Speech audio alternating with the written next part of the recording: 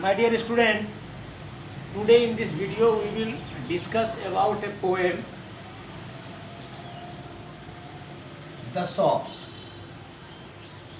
This very poem is composed by Burton Bailey, a famous American poet who writes realistic poems,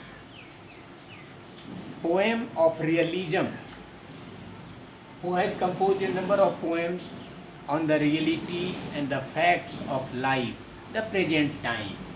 This very poem also depicts the reality of the present time. We claim for our development, we show that we have progressed very much. The civilization of human beings, it has just raised up very high. We have our jets, planes, ships, everything. We have fast running trains. But what we have lost, we do not care for them. अर्थात ये जो shops है, ये poem लिखा गया है Burton Braille के द्वारा, ये अमेरिकन पोएट है, जो यथार्थवादी कविताएं लिखता है। इस पोएम में इसने ये दिखाया है कि आज हम दावा करते हैं, इंसान दावा करता है कि हमने बहुत तरक्की कर ली है। The human beings have progressed too much. हमारे पास तेज उड़ने वाले विमान हैं, जेट हैं, और फिर फास्ट रनिंग ट्रेन्स हैं, शिप्स हैं। एक कंट्री से दूसरे कंट्री तक की यात्रा करना इतना आसान हो गया है। If you compare the time of ancient time and with the time that is present time, you will see that we have progressed a lot. आपको लगेगा कि हाँ सचमुच हमने बहुत तरक्की की है। But what are the impacts of that very progress? We do not care for them. हम लोग इस पर ध्यान नहीं देते हैं कि उसका असर क्या हुआ, उस तरक्की का साइड इफेक्ट क्या दिख रहा है। Because each and everything that you see, that you come across, that you come to close to it, you will find there are two aspects of the thing you will get. आप दो पक्ष देखेंगे, हर वस्तु के दो पहलू हैं, दो एस्पेक्ट हैं, दो डायमेंशंस हैं। तो पहला तो है कि हमने बहुत प्रोग्रेस किया, the first one that we have progressed so much. लेकिन उसका जो एक बैड इम्पैक्ट हुआ है हमारे जीवन पर, हमारे लाइफ स्टाइल पर, हम उसकी तरफ ध्यान नहीं देते हैं। And that very thing is just mentioned in the poem by the poet. कवि ने उन्हीं बातों को इस कविता में दिखाया है कि देखिए हमने तरक्की चाहे जितनी भी की हो, लेकिन उसका असर क्या हो रहा है, उसका प्रभाव हमारे जीवन पर किस तरह का पड़ रहा है।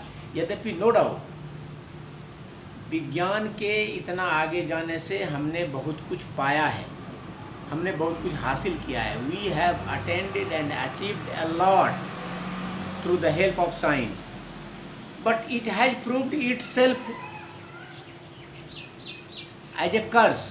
ये एक अभिशाप भी बनता जा रहा है। Shops indicates here the factories and industries in which a lot of things are made in the field of science. Different type of medicines are available to us for different type of diseases and we are able to cure them, no doubt. अगर medical के क्षेत्र में जाइए, medical के field में जाइए, तो बहुत सारी दवाएं हैं हमारे पास ऐसी जो फैक्ट्रियों में बनती हैं, और वो बहुत सारी बीमारियां हैं जिसको दूर करने में हम सफल हुए हैं, जिससे क्योर करने में अपने आप को सफल हुए हैं। ये सही बात है। अगर ट्रांसपोर्टेशन के फील्ड में जाइए तो we have ships, fast running ships through the water. We can just travel a long distance, we can cover a long distance in a smaller time span. थोड़े से समय में ज़्यादा दूरी तय कर सकते हैं। फास्ट रनिंग शिप्स हैं हमारे पास फास्ट रनिंग प्लेन्स हैं, ट्रेन्स हैं। ये सारी चीज़ें, इन चीज़ों का निर्माण, building of these things, they are just possible only in the factories. ये फैक्ट्री में ही बनती हैं, और ये फैक्ट्री हमारे लिए एक तरह से आवश्यक है। ये प्रोग्रेस के चक्के को तेज चलाने के लिए ये ज़रूरी है।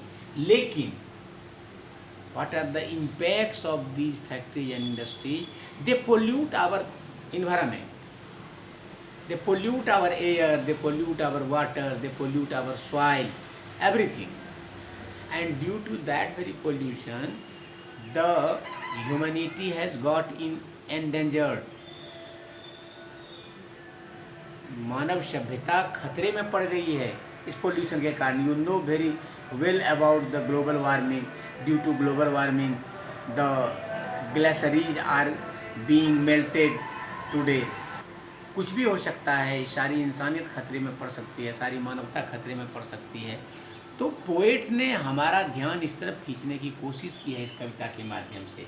आइए इसकी कुछ पंक्तियों को देखते हैं, फिर ये स्पष्ट होगा. पहला stanza. Factories are crude and ugly places even at best, and most of them are filled with belts and shafts, machinery that races, and men with heavy hands and grimy faces. पहली बात तो यह है कि factories क्या है. The poet considers factory as crude and ugly places. They are crude places. They do not show much skill or attention to detail. ये crude places हैं. आप किसी फैक्ट्री को देखेंगे ना तो बाहर से ही देख के आपको लगेगा कि दे आर क्रूड. ऐसी जगह है जो क्रूड है. क्रूड से मतलब है कि सिंपली मेड इट इज. और ये क्या करता है, इसमें बहुत ज़्यादा स्किल शो नहीं होता है. Even at best and most of them are filled with belts and shafts. अधिकांश फैक्ट्री जो है बेल्ट और शाफ्ट से, यानी रॉ मटेरियल से और लोहे के छोटे छोटे मशीनों से वो भरा हुआ है. Machineries that races and men, और इंसान with heavy hands and grimy faces. और जिस आदमी को वहाँ आप काम करते हुए देखेंगे, if you have come across the person who is working in A factory, कभी उसको देखिए जब वो फैक्ट्री से काम करके निकलता है. The faces of the person who works in A factory is filled with dirt, dust. वो गंदगी से और क्या कहते हैं, धूल से उसके चेहरे और शरीर सने हुए रहते हैं, भरे हुए रहते हैं. फैक्ट्री से और क्या पैदा होता है, फैक्ट्री और क्या देता है, साइड इफेक्ट उसका देखिए. And noise noise noise that is ever speed. चारों तरफ जहाँ फैक्ट्री है उसके आसपास में the surrounding area of a factory और industries if you go, only noise can be heard there. केवल शोरगुल सुनाई पड़ेगा, मशीन की चीखती हुई आवाज़, the shrieks and shrills of the machines that you can listen to. आप सुन सकते हैं वहाँ केवल मशीनों की चीख. कोई इंसानी चिन्ह नहीं मिलेगा आपको, केवल मशीन मशीन और मशीन का ही चीख मिलेगा. कहता है कभी, upon the air like molten white hot steel. जैसे पिघला हुआ हॉट स्टील हो, जैसे गर्म स्टील पिघला हुआ बह रहा हो, उस तरह के स्मोक मिलेंगे. आकाश में उसके चिमनी से उड़ते हुए धुएं, लगता है जैसे पिघला हुआ स्टील बह रहा हो. It just matches to the current of molten steel in the air. हवा में वो जो स्मोक देखते हैं, that very smoke causes a great pollution to the air. ये बहुत बड़ी क्या कहते हैं विसंगति है. ये कारण बनता है वही स्मोक जो फैक्ट्री से निकलता है हवा को प्रदूषित करने का. Upon the air like molten white hot steel so fires. इतना भयानक इट इज, यह इतना भयानक है. Noise that is ground and shrilled, pounded and shrieked and hummed, clattered and drummed. ये सारे शब्द जो देख रहे हैं, all the words that you see in the poem given by the poet, shrilled, ground, pounded, shrieked and hummed, clattered and drummed. All these words, they are used here. They produce a type of sound. Drum से एक प्रकार की आवाज़, clatter means वो कड़कड़ाती आवाज़, humped humming की आवाज़ जो मशीन की आवाज़ है, श्रील्ड चीख.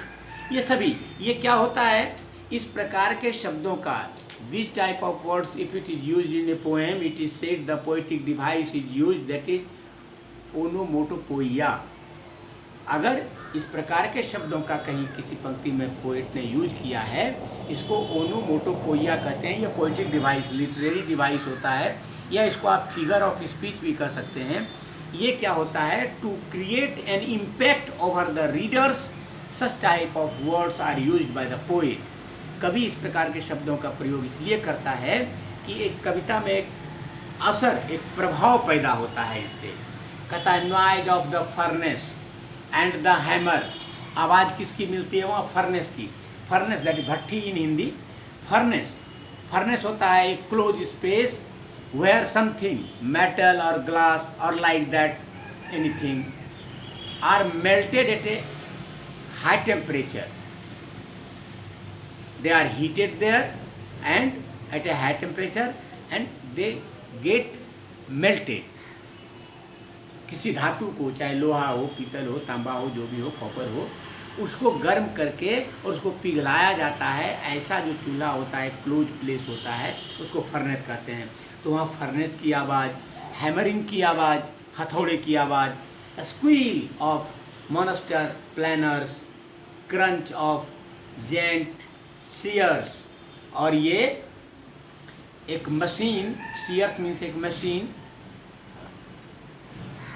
जो किसी किनारे को काटने के लिए या किसी लोहे के एज वगैरह को काटने के लिए जिस मशीन का यूज करते हैं, जो कटिंग होता है, किसी मेटल के कटिंग के लिए यूज किया जाने वाला मशीन, उसकी आवाज़ सुनाई पड़ती है। वो विशाल विशाल बड़े बड़े दैत्य के आकार के मशीन केवल वही चिघाड़ते हैं। वहाँ पर कोई भी इंसानी लक्षण, कोई भी sign of humanity, sign of mankind you will not see there. These are the shops. Shops as a word, you know its meaning, that is dukan, where someone goes to fulfill his or her need। अरे shop तो वो होता है, ऐसी जगह होती है जहाँ हम अपनी ज़रूरतों को पूरा करने के लिए जाते हैं। किसी को कोई सामान लेना है, किसी को कुछ बेचना है, हम शॉप पर जाते हैं। But here the shops indicate the factories, the industries. It also fulfill our need, but some are the side effects of the shops, some are the side effects of the factories and industries. They badly affect our lives. So we must be careful about the factories and industries.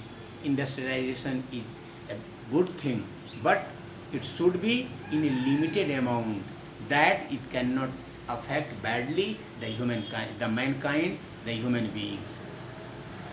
Half of the poem we have studied in this video, and the remaining portion of the poem will be done in the next video. Now prepare your questions from the textbook on the basis of the lecture given in the video. Listen it carefully and try to answer the questions given. Thank you.